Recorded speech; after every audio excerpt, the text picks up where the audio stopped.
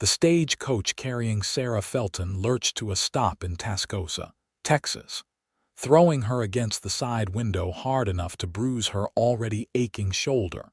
And she knew without looking that her wedding dress was now covered in dust from 3 days of hellish travel toward a man she had never met and already feared. She stepped down onto the wooden boardwalk with trembling legs, clutching her small carpetbag to her chest like a shield. The afternoon sun beat down mercilessly on the main street, and the wind carried grit that stung her eyes. Sarah was 22 years old, thin as a willow branch, with auburn hair that had once been carefully pinned, but now hung in disheveled waves around her pale face. Her gray eyes swept the street, searching for the man whose letters had promised her security, whose photograph had shown a stern but respectable-looking merchant. "Miss Felton." A rough voice made her turn. The man approaching was not the one from the photograph. This man was shorter, rounder, with yellowed teeth and breath that reeked of whiskey even from 5 feet away. "I'm here to fetch you to Mr. Peterson's store." Her heart sank further, though she had not thought that possible. "I expected Mr. Peterson himself. He's busy." "Got business to attend to. Come on, then." The man grabbed her arm with thick fingers, and Sarah jerked back instinctively. Something in his eyes made her stomach turn cold. "I can walk myself, thank you." She kept her voice steady through sheer force of will. Her father had taught her that much before the consumption took him 6 months ago, leaving her with nothing but debts and the dubious charity of an uncle who had made it clear she was an unwelcome burden. The walk to Peterson's general store took only a few minutes, but each step felt like a mile. Sarah's mind raced through her limited options. She had 37 cents to her name. The ticket back to St. Louis had cost everything she could borrow. There was nothing to return to anyway. Her uncle had already sold her father's house to pay his debts, keeping the difference for himself. The store was dim inside, smelling of tobacco and lamp oil. A thin woman with suspicious eyes looked up from behind the counter, then quickly looked away. Bad sign. Sarah had learned to read such signs in the past difficult months.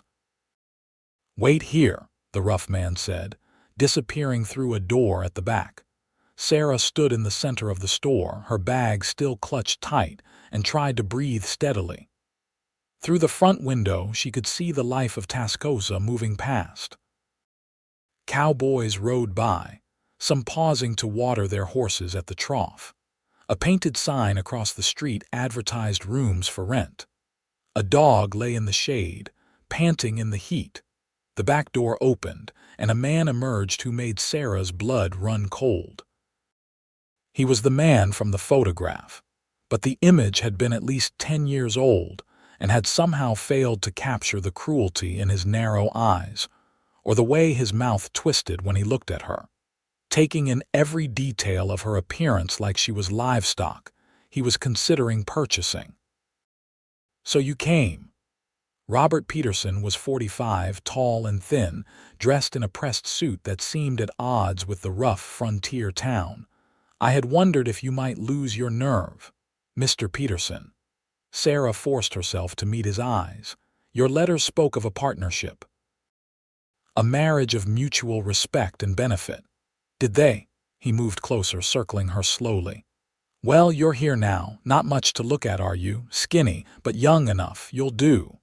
The casual cruelty in his words hit her like a slap. Sarah had known she was not a beauty, especially now after months of grief and poor eating had hollowed her cheeks and shadowed her eyes. But she had believed his letters, had thought perhaps kindness and companionship might still be possible. "The wedding is arranged for tomorrow morning," Peterson continued. "You'll sleep in the storage room tonight. There are rules you'll need to learn. I expect obedience, Miss Felton, complete obedience. You understand?" Sarah's throat tightened. She nodded, not trusting her voice. "Speak up when I address you." "Yes." The word came out barely above a whisper. Yes, sir, he corrected, his voice hardening. Something inside Sarah rebelled. She had lost everything, had traveled across half the country to this harsh place, had steeled herself for a loveless, but perhaps peaceful marriage. But this man, his tone, the way he looked at her, she suddenly knew with absolute certainty that marrying him would destroy whatever was left of her soul. "I need some air," she said abruptly, turning toward the door. Peterson's hand shot out and grabbed her wrist, his fingers digging in hard enough to hurt. "You need my permission to leave. Let go of me." Sarah's voice shook, but anger was beginning to burn through the fear. "You'll learn." His grip tightened. "Tomorrow you'll be my wife, and then you'll do exactly as I say when I say it. The law will give me that right." Sarah wrenched her arm free with a strength born of desperation and stumbled toward the door. She heard Peterson curse behind her, heard his footsteps, but she was already out on the boardwalk, her bag swinging wild as she ran. She did not know where she was going. The street blurred as tears finally came, tears she had held back for so long. She ran past the saloon, past the hotel, past curious and unsympathetic faces. Her breath came in gasps. The sun was beginning to lower toward the horizon, painting everything gold and red. She reached the edge of town where the buildings gave way to open prairie, and finally her legs gave out. She collapsed beside a scraggly tree, sobbing into her hands. What was she going to do? She could not marry Peterson. She would rather die. But she had no money, no family, nowhere to go. The world stretched out around her, vast and indifferent, and Sarah felt smaller than she ever had in her life. "Madam," a man's voice, low and careful. "Are you hurt?" Sarah looked up through her tears. The man stood a respectful distance away, holding the reins of a sorrel horse. He was tall and lean, dressed in work-worn clothes and dusty boots, a wide-brimmed hat shading his face. As he stepped closer, she could see he was young, perhaps 26 or 27, with sun-bronzed skin and eyes the color of summer sky. There was concern in those eyes, but also caution, as if he knew he might frighten her. "I'm fine," Sarah said automatically, then realized how ridiculous that must sound when she was clearly falling apart beside a tree at the edge of town. "Begging your pardon, madam, but you don't look fine." He crouched down, still keeping distance between them, and his voice was gentle. "My name's Frank Ashford. I work at the Triple Bar Ranch just outside town. Can I help you somehow?" Sarah wiped her face with shaking hands. What could this stranger possibly do? And yet there was something in his voice, something genuine and kind that made her want to tell him everything. "I'm supposed to marry a man tomorrow," she heard herself say. "A man I have never met except through letters, but he is not what he seemed. He is cruel. I cannot marry him, but I have nowhere else to go." The words spilled out of her and fresh tears followed. "I am completely alone." Frank Ashford was quiet for a moment, his blue eyes thoughtful. Then he did something that surprised her. He sat down on the ground, his back against the tree, and pushed his hat back on his head. "That's a hard situation," he said simply. "What's your name?" "Sarah. Sarah Felton." "Well, Miss Felton, I reckon you're right to trust your instincts. A cruel man doesn't get kinder after marriage, usually gets worse." He pulled a canteen from his saddle and offered it to her. "Would you tell me who this man is?" Sarah hesitated, then took the canteen. The water was warm but clean. "Robert Peterson. He owns the general store." Frank's expression darkened. "Peterson, I know him. He had a wife before, about 5 years back. She died under strange circumstances. Some said she fell down the stairs. Others said they'd seen bruises." He met Sarah's eyes directly. "You're right to run. But where can I go?" The helplessness threatened to overwhelm her again. "I have no money, no family. I came here on a mail-order bride arrangement because my father died and left debts, and my uncle made it clear I was not welcome. I have 37 cents and the clothes on my back." Frank was quiet again, thinking. The sun continued its descent, and the evening breeze picked up, bringing the smell of prairie grass and distant cattle. Sarah watched this stranger's face, this cowboy who had no reason to care about her troubles, and wondered why he had not already made his excuses and left. "Miss Felton," he said finally, "I'm going to say something that might sound crazy, but I want you to hear me out." Sarah nodded, too exhausted to do anything else. "I've been working at the Triple Bar for 8 years, saving my money. I've got a piece of land picked out about 15 miles from here along the creek. Good water, good grass. I've been planning to file my claim and start building a house come spring. The only thing holding me back is that it's lonely work, building a life out here. A man does better with a partner." Sarah's heart began to beat faster. She was not sure she understood what he was suggesting. Frank continued, his words careful but sincere. "I'm not saying this because I think you owe me anything, or because I'm looking for something improper. I'm saying it because you need a way out and I could use a wife. A real partnership, Miss Felton. I won't lie and say I can offer you luxury. It would be hard work, simple living, but I can promise you respect, safety, a chance to build something together. You don't even know me." Sarah's voice was barely audible. "That's true, and you don't know me. But here's what I can tell you about myself, and you can judge if it's worth considering." He shifted, leaning forward slightly. "I came out here from Missouri when I was 18. My parents died of fever when I was 16, and I worked odd jobs until I had enough to head west. I've been cowboying ever since, learning the land, learning cattle, saving every dollar I didn't need for basic supplies. I don't drink much. I don't gamble. I've got a temper sometimes, but I've never raised a hand to anyone who didn't deserve it, and I never would hit a woman. I want a family someday, kids, a real home, but I want it built on honesty and partnership, not ownership." Sarah stared at him, her mind reeling. This was insane. She had known this man for less than 15 minutes. But then again, she had not really known Peterson either, had she? She had trusted letters and a photograph and promises that had turned out to be lies. At least Frank Ashford was being honest about what he could and could not offer. "Why would you do this?" she asked. "Why would you take such a risk on a stranger?" Frank smiled for the first time, and it transformed his face, softening the hard edges that the frontier had worn into it. "I suppose for the same reason you came all the way out here in the first place. Sometimes you have to take a chance on hope, even when it seems foolish."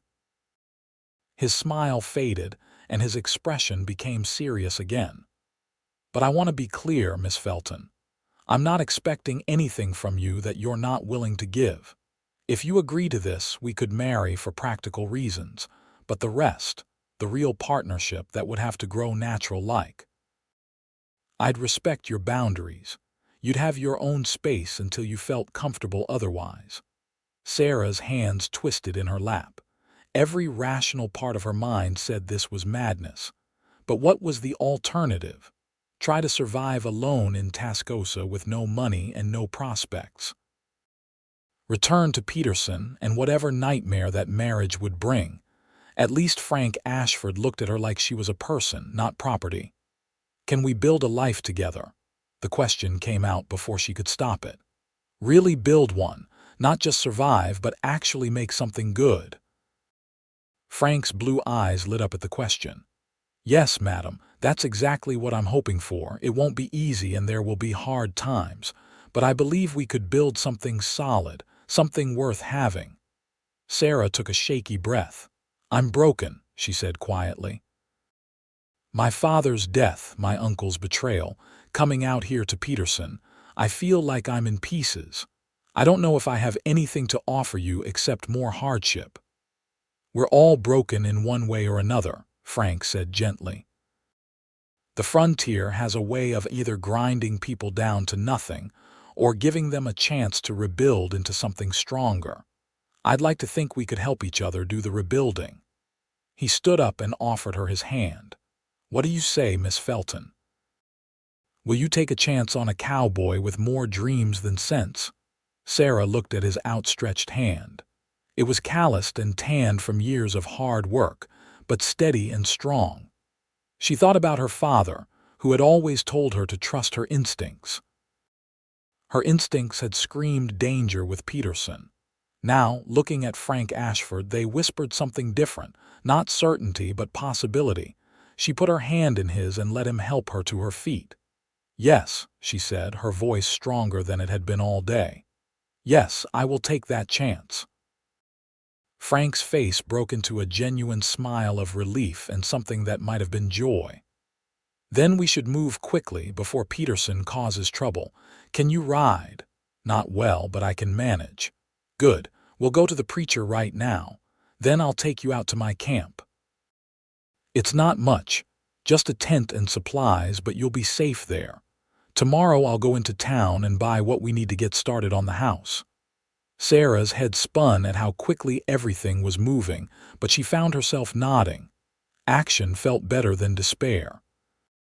Movement felt better than paralysis. They walked back into town together, Frank leading his horse.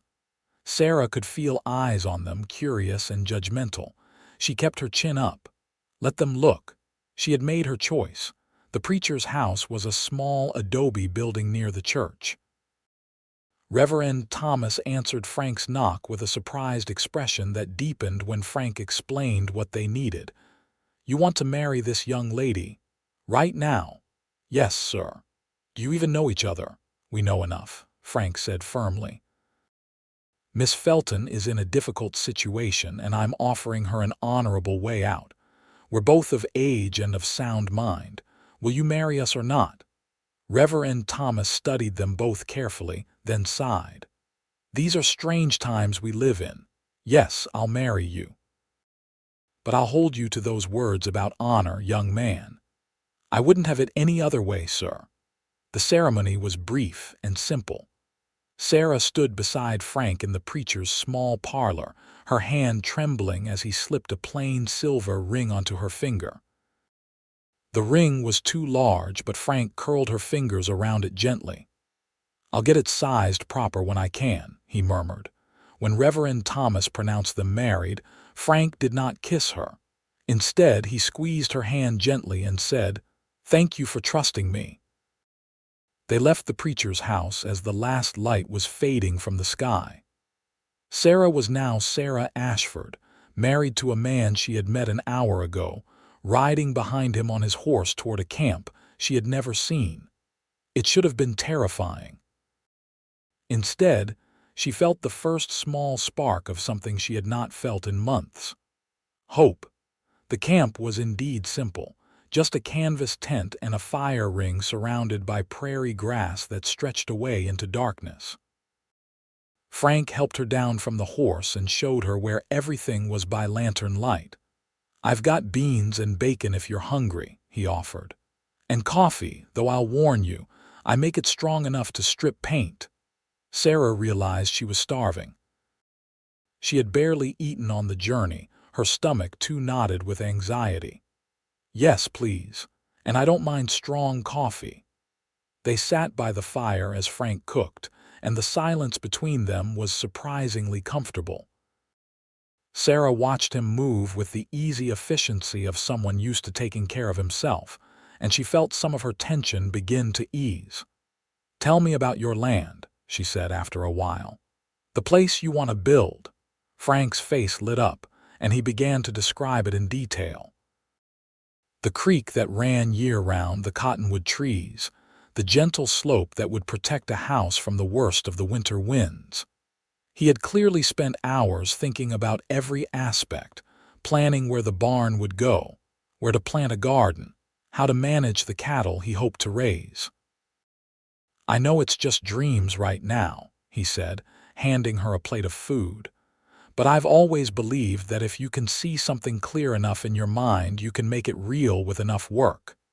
It sounds wonderful, Sarah said honestly. I grew up in the city, St. Louis. But my father used to take me to visit his brother's farm when I was small before they had a falling out. I loved it there. The space, the quiet, the way you could see the stars at night. They talked late into the evening, sharing pieces of their lives.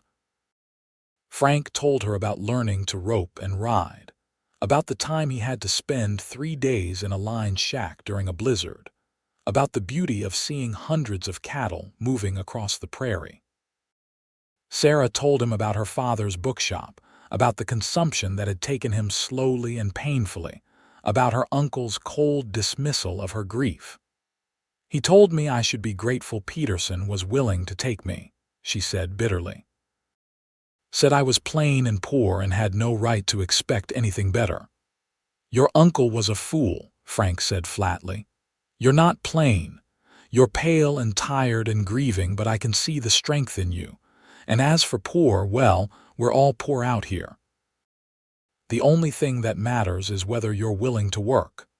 Sarah felt tears prick her eyes again, but these were different tears. Thank you, she whispered. Frank stood and began arranging blankets inside the tent. You'll sleep in here. I'll bed down by the fire. In the morning, we'll figure out the next steps. You don't have to sleep outside, it's your tent. You're my wife, which means your comfort is my responsibility now. Besides, I've slept under the stars more times than I can count. I like it. He paused at the tent opening. Sarah, you did good today. Trusting your instincts, making a hard choice. I want you to know I'll do everything I can to make sure you don't regret it. After he left, Sarah lay on the blankets in the darkness, listening to the night sounds of the prairie. Crickets chirped. Something howled in the distance. The fire crackled. She touched the 2 large ring on her finger and thought about the strange turns life could take. This morning she had been on a stagecoach, dreading her arrival. Tonight she was married to a cowboy who had offered her not just rescue, but partnership. Not just survival, but the chance to build something. She slept better than she had in months. Morning came with the smell of coffee and bacon. Sarah emerged from the tent to find Frank already up, the fire rebuilt, breakfast cooking. Morning, Mrs. Ashford, he said with a shy smile. Sleep all right. Better than I expected, Mr. Ashford. Frank, please call me Frank. Then you should call me Sarah. They ate breakfast together, and Frank laid out his plans for the day. I need to go into town and talk to the land office, file the claim on the property. I'll also need to buy lumber and supplies to start building. It's going to take most of my savings, but I've got enough. He hesitated. I'm a little worried about Peterson. He might cause trouble. Sarah had been trying not to think about Peterson, but Frank was right. She was legally married to Frank now, but that might not stop Peterson from making accusations or causing problems. What should we do? I think you should stay here at camp. Keep the rifle close, though I don't really expect trouble. I'll be back before nightfall. He pulled a small leather pouch from his saddlebag and counted out several coins. This is for you, not much, but it's yours to keep. I believe in a wife having her own money. Sarah stared at the coins. Her uncle had never given her a cent, had made her beg for everything she needed. Frank, I don't need partners, he reminded her gently. That's what we agreed. Partners share. Now, I'm trusting you to keep the camp while I'm gone. Can you manage that? Yes, Sarah said, her throat tight with emotion. I can manage that. After Frank rode away, Sarah set about making herself useful. She washed the breakfast dishes in the creek, scrubbing them with sand as she had seen her father's sister-in-law do years ago. She tidied the camp, swept out the tent, and gathered more firewood. The physical work felt good, purposeful. She was doing something instead of just enduring. Around midday, as she was hanging blankets to air in the sun, she heard hoofbeats approaching. Sarah's heart jumped into her throat. She grabbed the rifle Frank had left, her hands shaking as she checked that it was loaded as he had shown her. But it was not Peterson. 3 women on horseback came into view, dressed in practical riding skirts and wide-brimmed hats. The oldest, a stern-looking woman with iron-gray hair, raised her hand in greeting. "Hello, the camp. We're looking for Frank Ashford's place." Sarah lowered the rifle, relief flooding through her. "This is it. I'm Sarah Ashford, Frank's wife." The women exchanged glances and the gray-haired one dismounted. "I'm Martha Kane. This is my daughter Lucy and my neighbor's daughter Emma. We heard in town this morning that Frank had gotten married sudden-like, and we wanted to come by and welcome you proper." Lucy, a friendly-looking woman about Sarah's age, smiled warmly. "And to make sure you weren't being kept out here against your will. We've learned to check on such things." "No, nothing like that," Sarah assured them quickly. "Frank has been nothing but kind. It was a quick decision, but the right one, I think." Martha studied her with sharp eyes. "You're the one who was supposed to marry Robert Peterson. It was not a question." Sarah nodded, her stomach clenching. "Smart girl running from that snake," Martha said approvingly. "And Frank Ashford's a good man. Known him since he came to these parts. Works hard, keeps his word. You could do worse. We brought you some things." She gestured to the bundles on their horses. "Figured you came to town with just what you could carry, and that's not much for starting a life out here." The women unpacked supplies that brought tears to Sarah's eyes. A proper skillet, a sack of flour, beans, sugar, coffee, a warm shawl, soap, a hairbrush, even a small mirror. Lucy shyly offered a book. "It's just a collection of poems," she said, "but I thought you might like something to read." "I love reading," Sarah said, clutching the book like treasure. "My father owned a bookshop. I grew up surrounded by books. Thank you. Thank you all so much." Emma, who had been quiet until now, spoke up. "There are good people out here, Mrs. Ashford. It's a hard land, but we look out for each other. You're one of us now." The women stayed for an hour, sharing advice and stories, making Sarah feel less alone. Martha told her about the community gatherings, the barn raisings, the way neighbors would come together when trouble struck. Lucy showed her the best way to make sourdough starter and promised to bring her some from her own batch. Emma told her about the school they were hoping to start in Tascosa and asked if Sarah might be willing to help teach, given her education. "I would love that," Sarah said, feeling possibilities opening up before her. "I would love to be useful." After they left, Sarah sat by the fire with the book of poems open in her lap and felt something she had not expected to feel so soon. She felt like she might have found a home. Frank returned as the sun was setting, leading a heavily loaded pack horse. His face was weary but satisfied.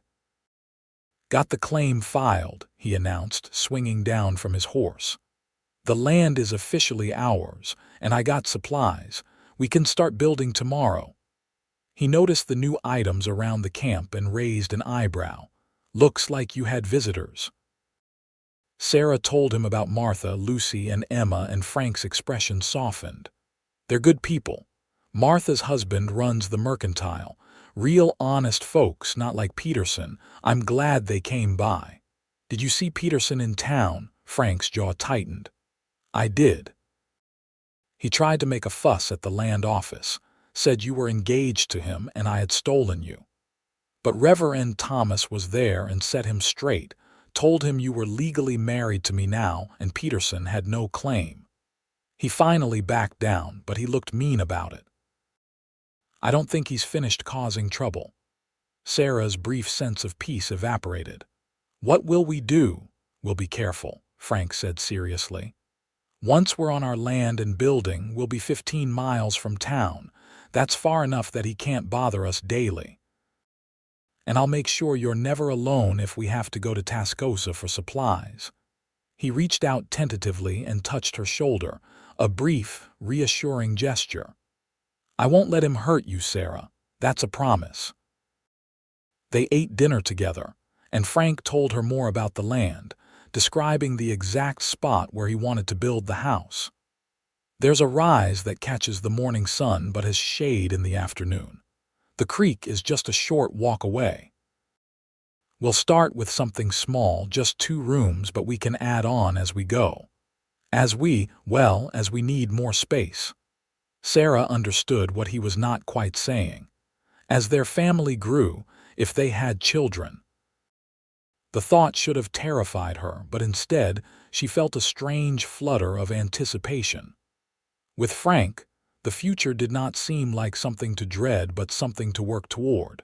That night, lying in the tent again, Sarah thought about the question she had asked him. Can we build a life together? He had said yes. And today, watching him return from town with supplies and plans, seeing the way the neighbor women had welcomed her, feeling the first stirrings of possibility and purpose, she began to believe it might actually be true. The next weeks passed in a blur of hard work and small discoveries. Frank hitched a wagon and they moved to the land, setting up a more permanent camp near the building site. True to his word, Frank slept apart from Sarah, giving her space and privacy. But they worked side by side every day, and in the working, they began to truly know each other. Frank taught Sarah how to mix mortar and how to lay the foundation stones he hauled from the creek bed. She learned that he sang softly to himself when he concentrated, usually old hymns he had learned from his mother. She discovered he was patient with her mistakes, showing her again and again how to do things right without ever making her feel foolish. Sarah surprised herself with how quickly she adapted to the physical labor. Her hands blistered and then calloused. Her arms grew stronger. She learned to read the weather, to predict when rain was coming by the way the wind shifted. She cooked over an open fire, baked bread in a Dutch oven buried in coals, washed clothes in the creek and hung them to dry on bushes, and in the evenings they talked. Frank told her about the first time he had seen the prairie, how overwhelming and beautiful and terrifying it had been. Sarah told him about her favorite books, the stories she had loved as a child, the way her father used to read to her by lamplight. They discovered they both loved music, though neither could carry a tune. They both wanted children someday. They both believed in working hard and dealing honestly. "What made you so sure you wanted to help me?" Sarah asked one night as they sat by the fire, bone-tired from laying foundation stones all day. "You could have just ridden past." Frank was quiet for a long moment. "My mother," he said finally. "When I was about 14, she went through a bad time. My father was good to her, but he didn't always understand her sadness. I remember watching her stare out the window sometimes with such loneliness in her eyes, and I couldn't help her. I was just a kid. When I saw you by that tree, crying like your heart was broken, I saw my mother. I saw someone who needed help and deserved better than what they were getting. I couldn't walk away." Sarah felt her eyes fill with tears. "I'm glad you stopped." "So am I," Frank said softly. He reached out and took her hand, the first time he had done so since their wedding day. His hand was warm and rough and steady. "I know this isn't a normal way to start a marriage, and I know I told you we'd let things grow natural. But I want you to know, Sarah, I'm already starting to care for you, more than I expected, more than I maybe should this soon." Sarah's heart hammered in her chest. "I care for you too," she whispered. "You've been so kind to me, so patient. You've given me hope when I thought I had none left." Frank smiled, that wonderful smile that transformed his face. "Then we're off to a good start, aren't we?" He did not kiss her that night, but he held her hand a little longer before they went to their separate bedrolls, and Sarah found herself wishing he had not been quite so respectful, quite so patient. She was beginning to want more than separate blankets and polite distance.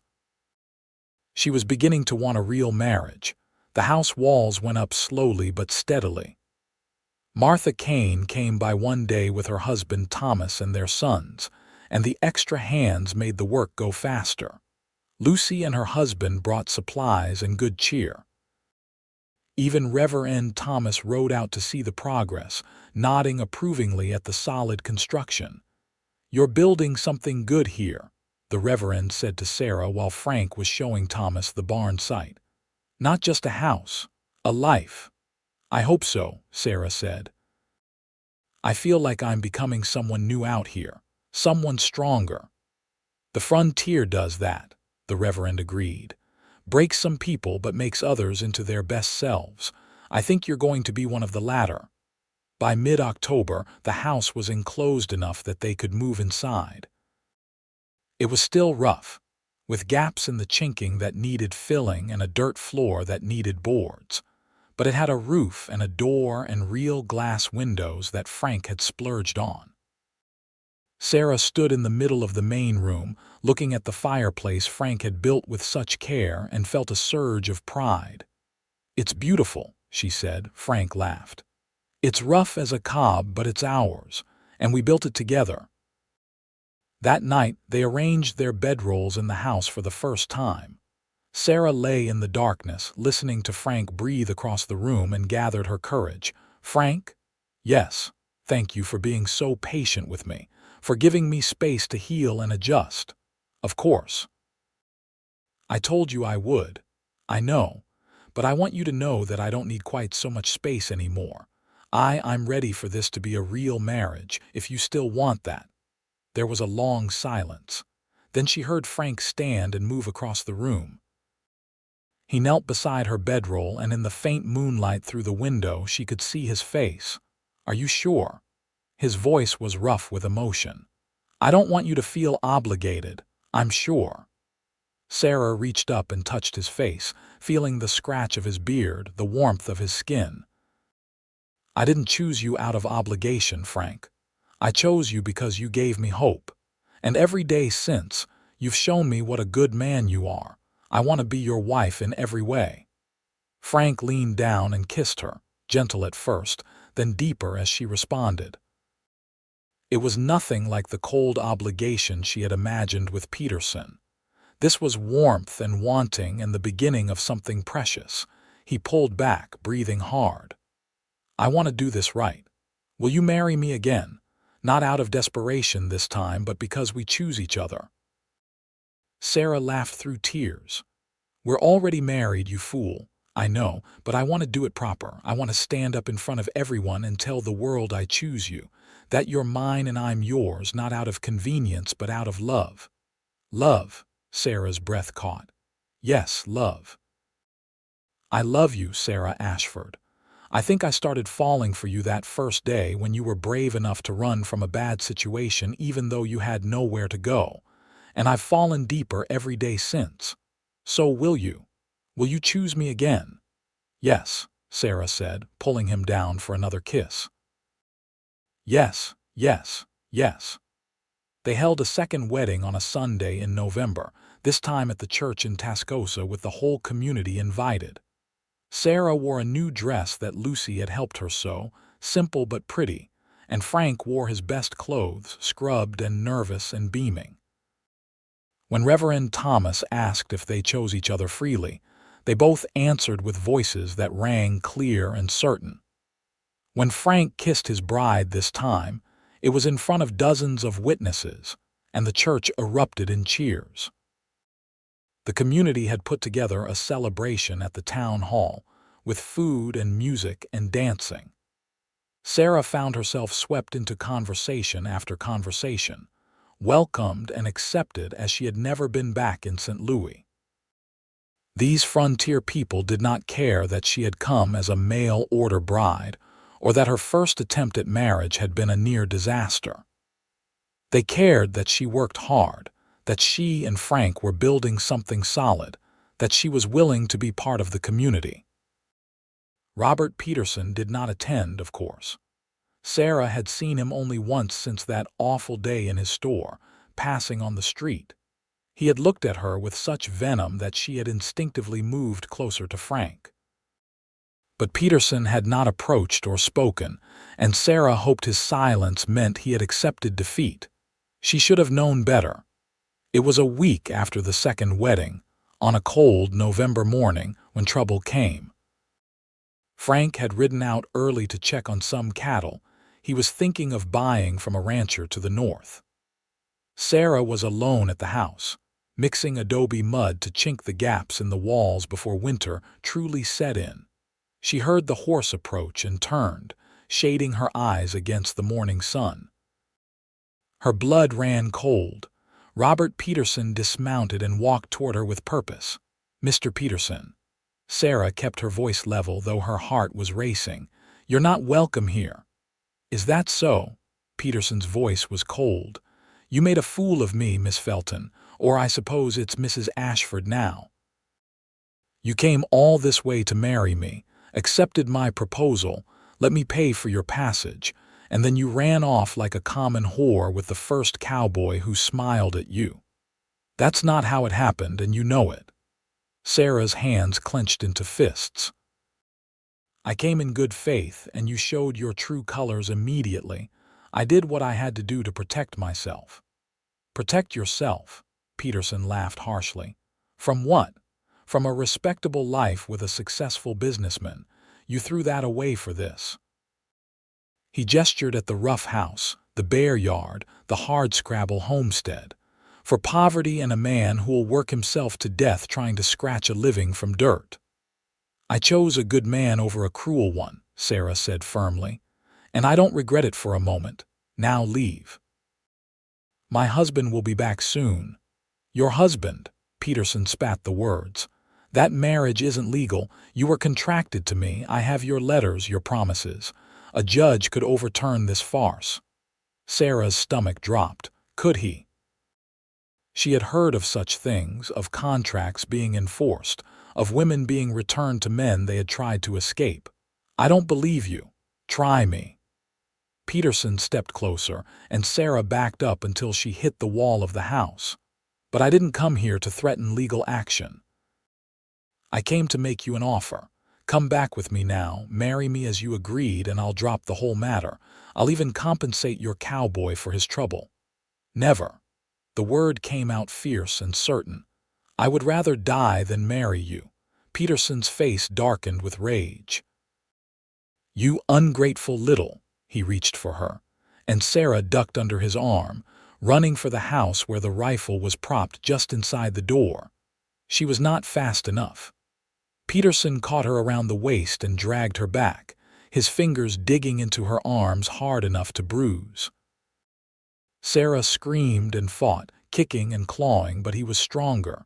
He shook her hard enough to make her teeth rattle. "You'll do as I say, or I'll make sure your precious Frank loses everything. I have friends in the land office. I can make problems with his claim. I can spread word that he's a thief, that you're the sound of hoofbeats interrupted him." Peterson cursed and released Sarah, who stumbled and fell. She looked up to see Frank riding toward them at a gallop, his face thunderous. Frank hit the ground running, not even bothering to tie his horse. "Get away from my wife."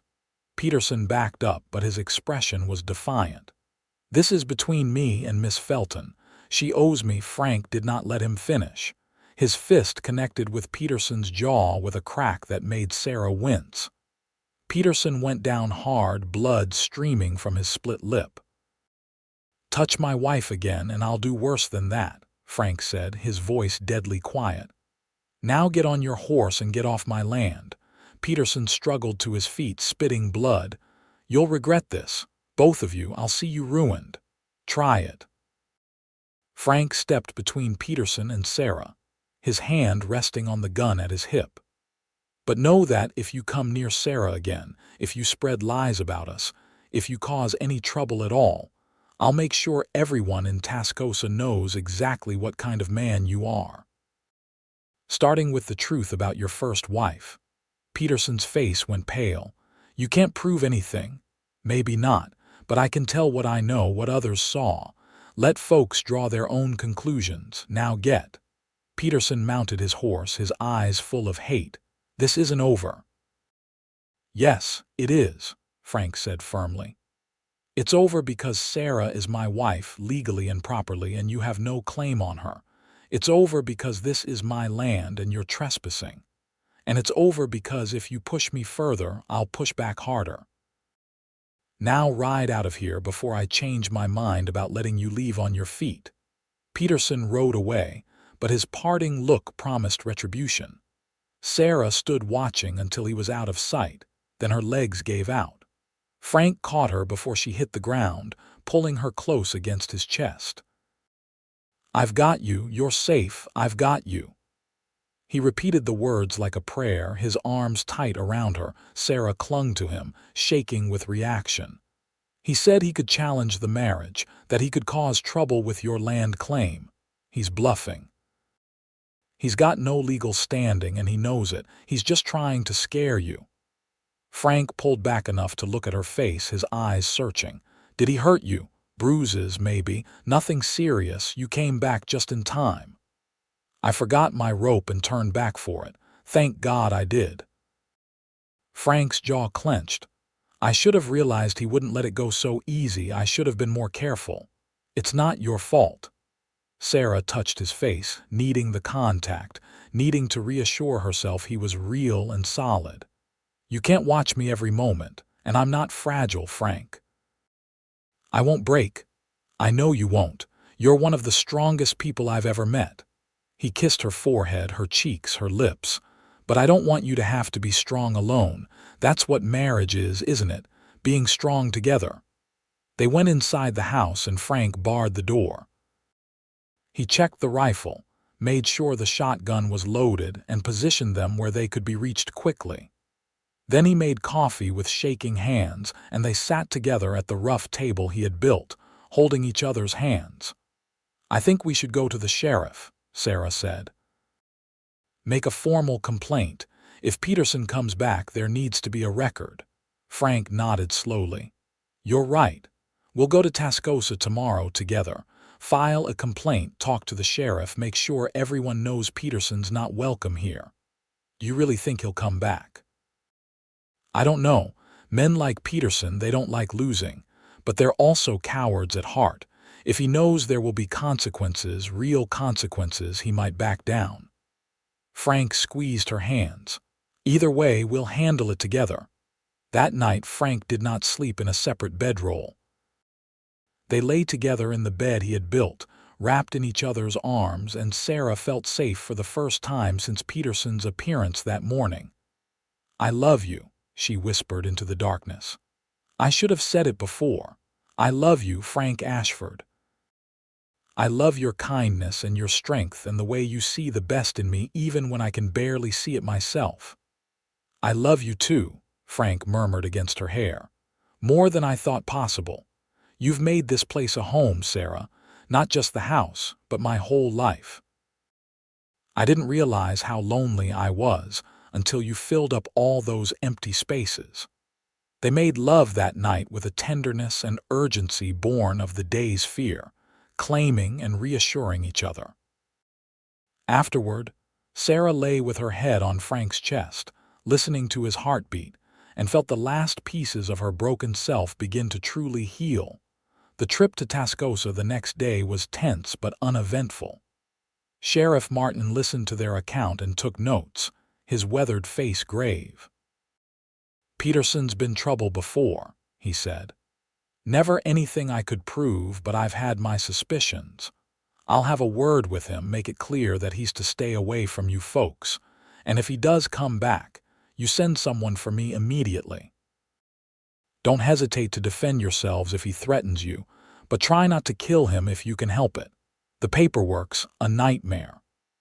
The last comment was delivered with a completely straight face, and Sarah found herself laughing despite the seriousness of the situation. They stopped by the mercantile to buy supplies, and Martha Kane took one look at Sarah's face and pulled her aside. "What happened?" Sarah told her, and Martha's expression hardened. "That snake. I've been saying for years that someone should run him out of town. Maybe this will finally do it." "Don't you worry, dear. Word will spread and public opinion matters out here. If folks know what he did, he'll have a hard time staying in business. Sure enough, by the time they left town, the story had made the rounds. People stopped them in the street to offer support. The banker's wife invited them to Sunday dinner. Even the cowboys at the saloon touched their hats respectfully to Sarah as they passed. "See," Frank said as they drove the wagon home, "you're not alone. We're not alone. That's the gift of community." The next weeks were peaceful. Winter settled in with cold winds and occasional snow. Frank and Sarah worked together to make the house more comfortable, filling the gaps, building furniture, making curtains from cloth Martha had donated. They bought 6 head of cattle to start their herd and built a rough shelter for them near the creek. Peterson did not return. Sarah heard through Martha that he had become increasingly isolated in Tascosa, his business suffering as people chose to buy their goods from Thomas Kane's mercantile instead. Eventually, word came that Peterson had sold his store and moved away, perhaps to Dallas or further east. Sarah felt a weight lift from her shoulders that she had not fully acknowledged she was carrying. Christmas came, their first together. They had little money for gifts, but Frank carved Sarah a beautiful wooden box for her keepsakes, and Sarah sewed him a new shirt from cloth she had saved for. They spent the day quietly together, cooking a special meal and talking about the future. "I want to start thinking about children," Sarah said shyly. "Not right away, but soon. I'd like our first baby to be born in spring or early summer if possible." Frank's eyes lit up. "I'd like that too. I think about it sometimes, what our kids might be like, if they'll have your eyes or mine, if they'll be quiet like you or stubborn like me." "You're not stubborn, determined maybe." "There's a fine line," Frank said with a grin. He grew more serious. "Sarah, before we do this, before we bring children into our lives, I need to tell you something.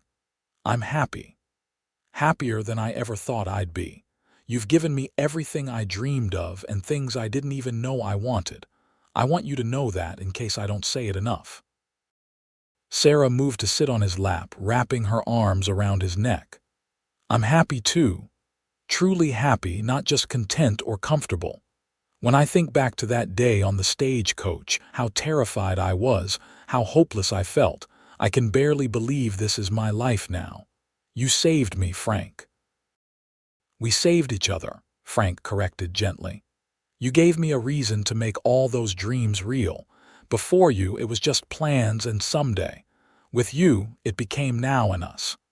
Spring arrived with a rush of green grass and wildflowers. The cattle thrived, and Frank bought 6 more, along with a bull. He built proper fence around the garden plot Sarah had planned, and together they planted vegetables, hopeful for a good harvest. Lucy brought over starts from her own garden: tomatoes, beans, squash.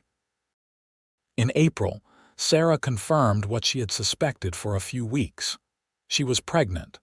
Frank whooped with joy and swung her around carefully, then immediately became overly protective. "You shouldn't be lifting that," he would say, or "let me carry that," or "maybe you should rest." "Frank, I'm pregnant, not dying," Sarah finally said, exasperated but touched. "Women have been working through pregnancy since the beginning of time. I'll be careful, but I'm not going to sit idle for 9 months. I know, I just want to take care of you. You do take care of me." "Every single day." She kissed him. "But trust me to know my own limits, all right." The pregnancy was not easy. Sarah had weeks of sickness where she could barely keep food down. She tired easily and had strange cravings that Frank did his best to satisfy. But as her belly grew, so did her sense of excitement and anticipation. She and Frank spent evenings talking to the baby, making plans, choosing names. "If it's a boy, I'd like to name him after your father," Frank said one night. "What was his name?" "Henry." Sarah's eyes filled with tears. "Henry John Felton. He would have loved you, Frank." "Then Henry it is if it's a boy. And if it's a girl, they discussed options, finally settling on Claire Marie if it was a daughter. But in their hearts, they both somehow knew it would be a boy. The barn raising in June was a community event that brought everyone together. Neighbors from miles around showed up to help raise the frame of the barn Frank had planned. By the end of the day, the main structure was up, and Sarah, 7 months pregnant and proud of it, served dinner to 30 people in their yard. "Look at what you've built here," Reverend Thomas said to them as the sun was setting and people were beginning to head home. "Not just buildings, but friendships, a community, a real life. We couldn't have done it without help," Frank said, his arm around Sarah's shoulders. "That's the point," the Reverend said with a smile. "Nobody does it alone out here. We all build together." In August, on a brutally hot afternoon, Sarah's labor began. Frank rode like fury to fetch Martha Kane, who had delivered half the babies in Tascosa, and Lucy, who had promised to help. The labor was long and hard, lasting through the night and into the next day. Frank paced outside the house, praying and worrying, while inside, Sarah fought the hardest battle of her life. But when he finally heard the cry of his newborn son, all the fear vanished in a rush of overwhelming joy. Martha appeared at the door, smiling widely. "You have a son, Frank." A strong, healthy boy, and Sarah came through like a champion. Frank rushed inside to find Sarah propped up in bed, exhausted but radiant, holding a tiny bundle. She looked up at him with eyes full of wonder. "Meet Henry," she whispered. Frank knelt beside the bed and looked at his son for the first time. The baby was red-faced and squalling, with a shock of dark hair and tiny fists waving. He was the most beautiful thing Frank had ever seen. "He's perfect," Frank breathed. "You're perfect. I can't believe he's really here." "Believe it," Sarah said with a tired laugh. "He made his presence known quite emphatically." Those first weeks with baby Henry were a blur of sleepless nights and constant learning. But they navigated it together, Frank taking on extra work around the house so Sarah could rest and recover. Sarah teaching Frank how to hold and change and soothe the baby. They marveled over every tiny detail: his little fingers, his rosebud mouth, the way he would quiet when he heard Sarah's voice. "Look at what we made," Frank said one night, holding his sleeping son while Sarah rested. "Look at this miracle." "We did good," Sarah agreed, watching her husband and son with a full heart. "We did real good." Life settled into a new rhythm. The cattle herd grew. The garden produced abundantly, and Sarah spent hours preserving food for the winter. Henry grew from a tiny newborn to a chubby, happy baby who smiled at everything. Frank built additions to the house: a proper bedroom for them, a small room for Henry, even a front porch where they could sit in the evenings. On their second anniversary, Frank surprised Sarah with a gift. He had saved money and commissioned a sign for their homestead. It read Ashford Ranch in carefully carved letters, and Frank mounted it on a post at the entrance to their property. "Now it's official," he said, grinning. "We're ranchers." Sarah laughed, holding Henry on her hip. "We certainly are." "Who would have thought that girl crying under a tree would end up here?" "I did," Frank said seriously. "The moment you said yes, I believed we could build something good, and we have, haven't we? We've built a life together. Can we build a life together?" Sarah repeated the question she had asked that first day. "You promised me we could, and you were right." "I'm usually right," Frank teased, then yelped when Sarah swatted him. "Don't get too proud of yourself, cowboy." "Too late," Frank said, pulling her and Henry into his arms. "I'm proud of everything we've built. This house, this ranch, our son. But mostly I'm proud of us, of how we took a desperate situation and turned it into something beautiful."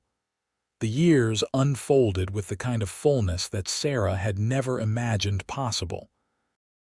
Henry grew into a bright, energetic toddler who followed his father everywhere, trying to help with chores on stubby legs.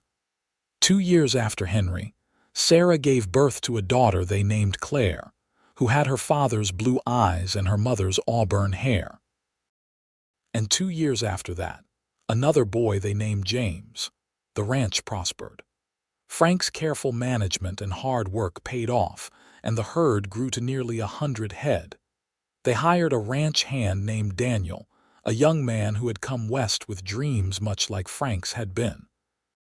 Sarah started helping with the school in Tascosa, teaching reading and writing 2 days a week while Martha watched the children. They had struggles, of course. A drought one summer that had them worried sick. A winter so harsh they lost 10 head of cattle. Henry broke his arm falling from a tree, and Sarah had never been so frightened in her life. But they faced every challenge together, supporting and sustaining each other. On their 5th anniversary, Sarah stood on the porch of their home, watching the sun set over the prairie. The house had grown to 6 rooms now. The barn was full of healthy cattle. The garden was flourishing. Henry was chasing Claire around the yard while Frank held baby James, pointing out the evening star appearing in the darkening sky. Sarah touched the ring on her finger, still too large, though Frank had offered many times to have it sized. She had refused. The loose ring reminded her of where they had started, of the leap of faith they had both taken, of the question she had asked and the promise he had made. "What are you thinking about?" Frank asked, coming to stand beside her with James asleep on his shoulder. "That day we met, how scared I was, how hopeless everything seemed. And now—" Sarah turned to look at him, at this man who had offered his future to a broken bride, who had kept every promise he had ever made to her. "Now I have everything I never knew I needed. You, our children, this life we've built together. I'm not broken anymore, Frank.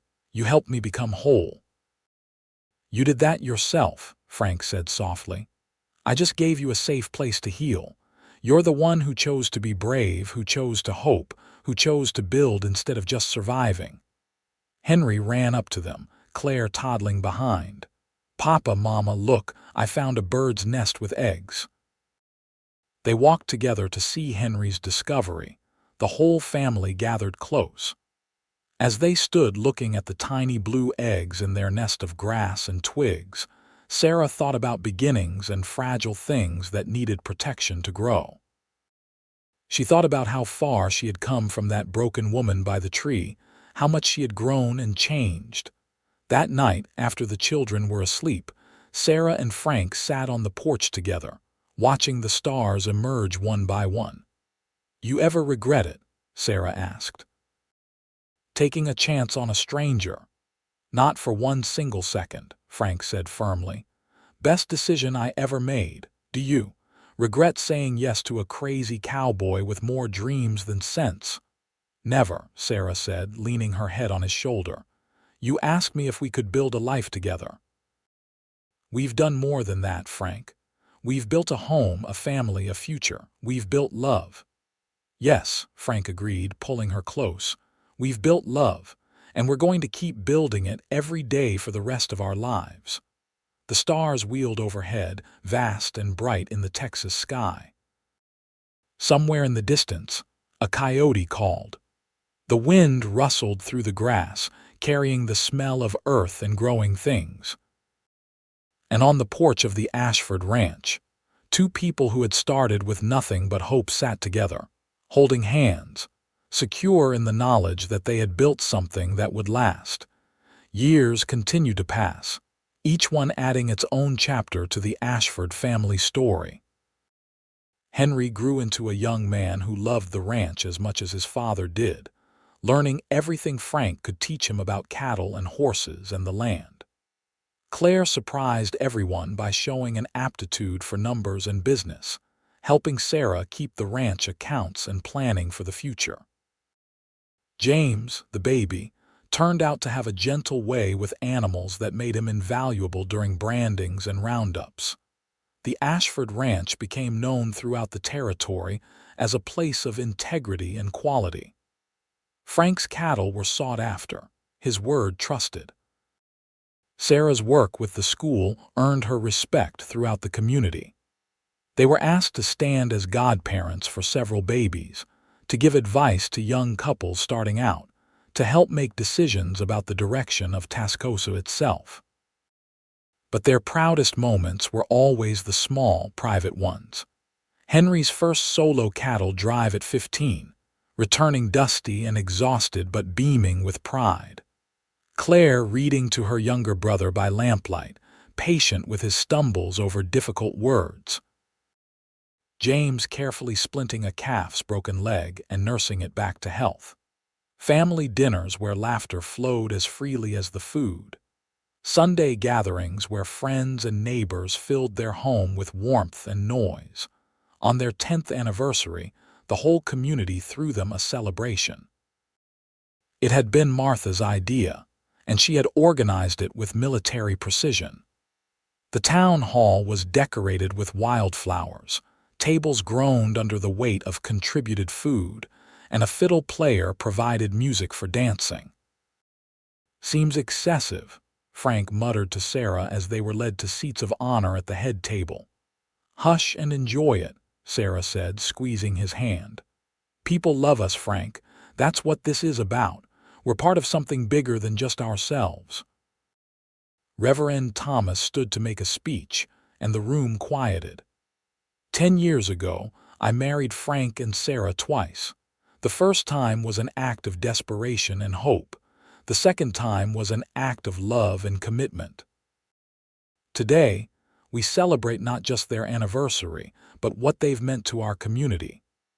Frank and Sarah Ashford have shown us what it means to build a life together. They've shown us that sometimes the most beautiful things come from the hardest beginnings. They've shown us that love and hard work can create miracles. The crowd erupted in applause, and Sarah felt tears streaming down her face. Frank wrapped his arm around her, his own eyes suspiciously bright. "I told you we could build a life together," he whispered in her ear. "You were right," Sarah whispered back. "About everything." They danced that night, their children watching with delighted grins. Henry danced with Claire, carefully leading his sister through the steps Frank had taught him. James sat with the other young children, tapping his foot to the music. Friends and neighbors took turns dancing with Sarah and Frank, offering congratulations and affection. As the evening wound down and they rode home under a full moon, Henry driving the wagon with James asleep beside him and Claire humming softly, Sarah looked at Frank's profile in the moonlight. "What are you thinking?" she asked. "That I'm the luckiest man alive," Frank said simply. "I have everything I ever wanted and more than I ever dreamed of, and it all started with you saying yes when you had every reason to say no." "I'm the lucky one," Sarah countered. "You saw me at my absolute lowest and offered me hope. You've spent 10 years proving that your word is good, that your promises meant something. You've been the best husband, the best father. You've been my partner in everything." "Partners," Frank agreed, as he had so many times over the years. Now and always. They reached home to find the house dark and quiet. Henry carried James inside while Claire helped her mother with the food baskets. They tucked the younger children into bed and sent Henry to his own room, then stood together in the main room of the house they had built with their own hands. "Remember when this was just a foundation and a dream?" Sarah asked. "I remember everything," Frank said, pulling her close. "Every nail we drove, every stone we laid, every laugh and every tear, every moment that brought us here." They made love that night with the tenderness of long familiarity and the passion of deep love. Afterward, Sarah lay with her head on Frank's chest, listening to his heartbeat, thinking about the journey that had brought her here.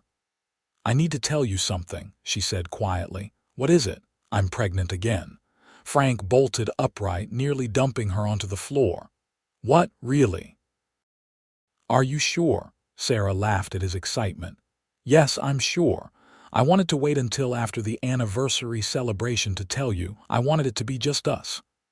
Another baby, Frank breathed, his hand moving to rest on her still flat stomach. Sarah, that's wonderful. I can't even find the words. You're happy then? Happy, I'm over the moon, 4 children, can you imagine? This house is going to burst at the seams. Then I suppose you'll have to build us bigger, Sarah teased. Consider it done. Frank kissed her deeply. Thank you. Thank you for giving me this life, this family. Thank you for every single day. The pregnancy was easier than the previous ones, perhaps because Sarah knew what to expect now. The morning sickness was mild and she felt strong and healthy throughout. The children were excited about a new sibling, already arguing over names and making plans. In the spring of 1889, Sarah gave birth to another daughter, whom they named Rose. She was a tiny, delicate baby with wisps of dark hair and Frank's blue eyes. And from the moment she drew breath, she had her entire family wrapped around her little finger. She's going to be spoiled rotten, Martha predicted when she came to visit, watching Henry carefully hold his baby sister while Frank hovered nervously nearby. Completely, Sarah agreed cheerfully. And I wouldn't have it any other way. Life with 4 children was chaotic but wonderful. The house rang with noise and laughter. Henry, now 17, was taking on more responsibility at the ranch, and Frank had begun teaching him about the business side of ranching, not just the physical work. Claire, at 13, was already talking about going to a proper school back east, though the thought of her leaving made Sarah's heart ache. James, at 11, had declared he wanted to be a veterinarian and was reading every book he could find on animal medicine. And Rose, the baby, toddled around after everyone, determined not to miss a thing. On a summer evening when Rose was 2, Sarah found Frank sitting on the porch, looking out over the land they had built their life on. She sat beside him, taking his hand. "What are you thinking about?" she asked. "How fast it all goes," Frank said quietly. "Seems like just yesterday you stepped off that stagecoach scared and alone. Now look at us. 4 children, a successful ranch, a whole life built from nothing." "Not from nothing," Sarah corrected gently. "From hope, from hard work, from love. From you saying yes when you could have said no. From you offering when you didn't have to." Sarah leaned her head on his shoulder. "We did this together, Frank, every single bit of it." They sat in comfortable silence, watching the sun paint the sky in shades of gold and pink. The cattle grazed peacefully in the near pasture. From inside the house came the sound of Henry teaching Claire a new song on the guitar he had saved up to buy.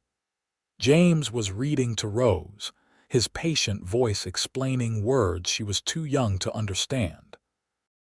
"Do you remember what you asked me that first day?" Sarah said after a while. "You asked if we could build a life together, a real life, not just survival. I remember. I want to answer that question now with everything we know after all these years." Sarah turned to look at Frank directly. "We haven't just built a life together, Frank. We've built something extraordinary. We've built a legacy. We've shown our children what real love looks like. We've created a place where people feel welcome and safe. We've proved that sometimes the biggest blessings come from the hardest beginnings." Frank cupped her face in his calloused hands. "I love you, Sarah Ashford. I have loved you from the beginning, and I will love you until my last breath. You are the best thing that ever happened to me. And you are mine," Sarah whispered.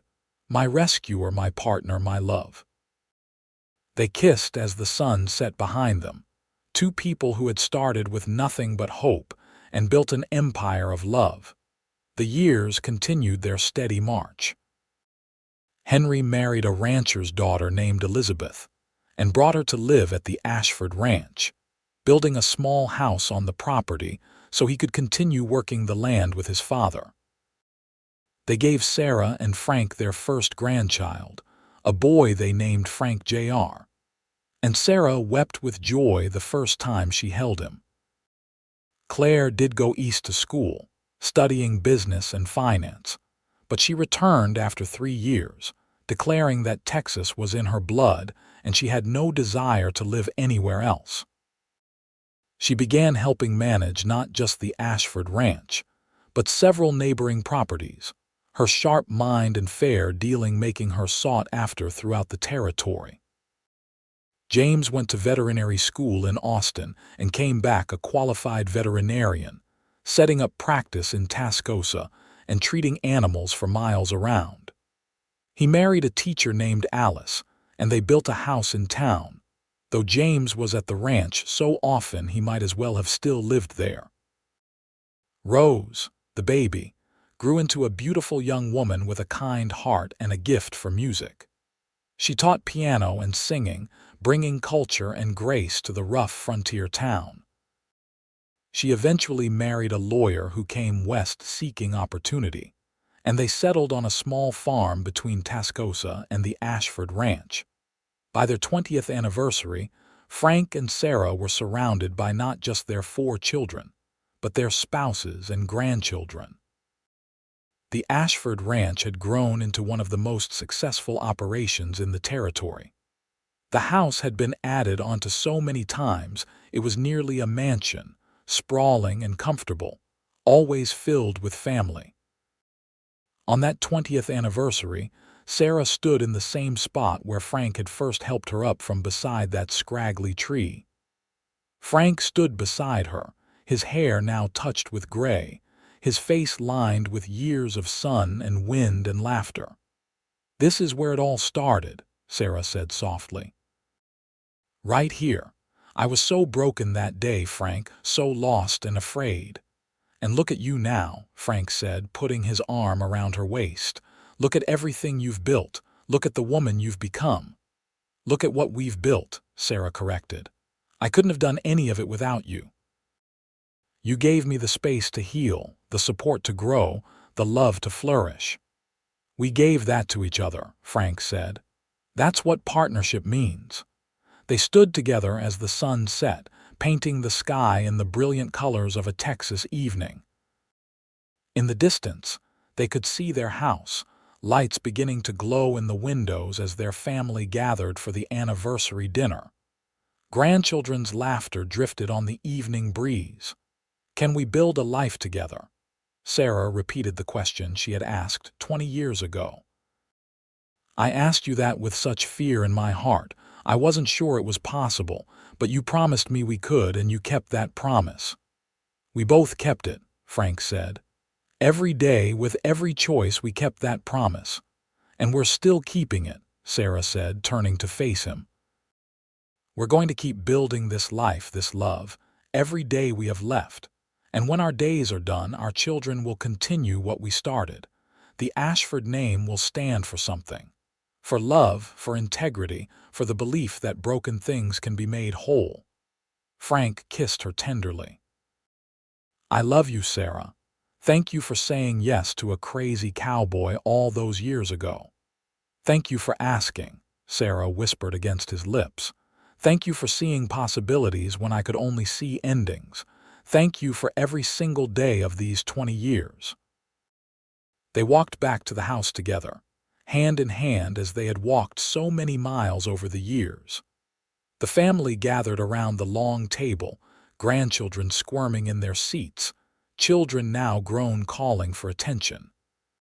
Frank and Sarah took their places at the head of the table, and a hush fell. 20 years ago today," Frank began, his voice carrying easily in the quiet room, "I stood in a church and married the most amazing woman I've ever known. It was the second time we'd married, actually, which is a story your grandchildren are too young to hear just yet." Laughter rippled around the table. "I made promises that day," Frank continued. "Promises to love and cherish, to support and honor.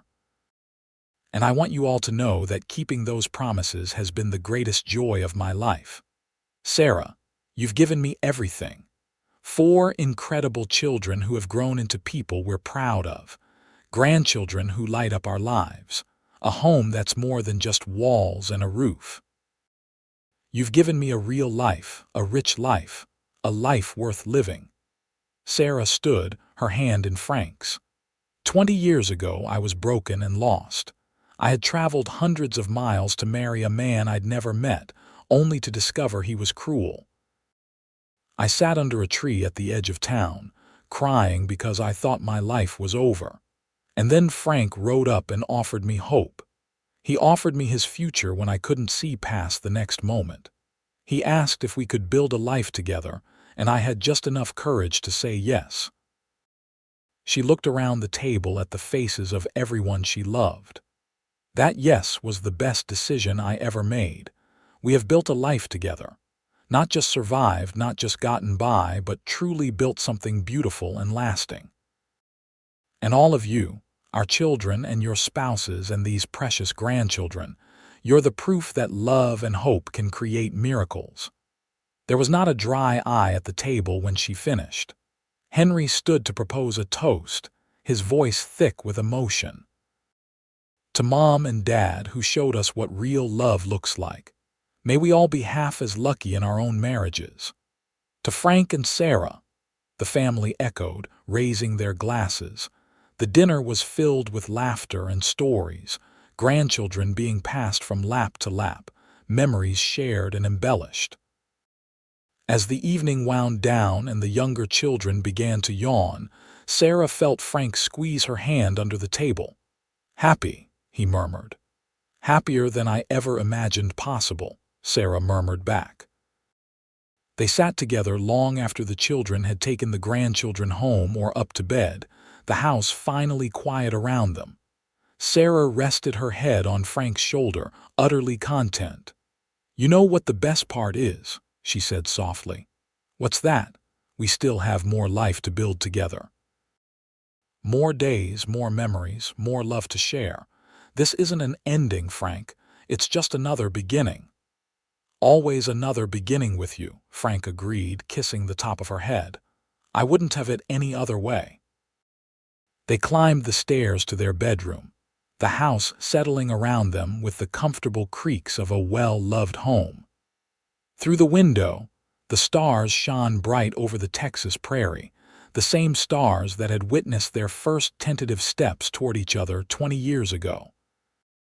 Sarah stood at the window, looking out over the land they had worked so hard to build their life on. Frank came to stand behind her, his arms wrapping around her waist, and she leaned back against his solid warmth. "I love you," she said simply. "I love you too," Frank replied, "now and always." They went to bed wrapped in each other's arms, secure in the knowledge that they had built something that would last long after they were gone. They had taken a moment of desperate hope and transformed it into a legacy of love. They had proved that broken things could be made whole, that courage and kindness could create miracles, that two people working together could build a life worth celebrating. And in the morning, they would wake up and continue building, as they had done every day for 20 years. Because that was what they did. That was what they would always do. Together, the Ashford Ranch would stand for generations, a testament to the cowboy who offered his future to a broken bride and the woman who had asked, "Can we build a life together?" The answer had been yes. The answer would always be yes. And the life they built together would shine like a beacon for everyone who came after, proving that love, hope, and hard work could create something truly extraordinary.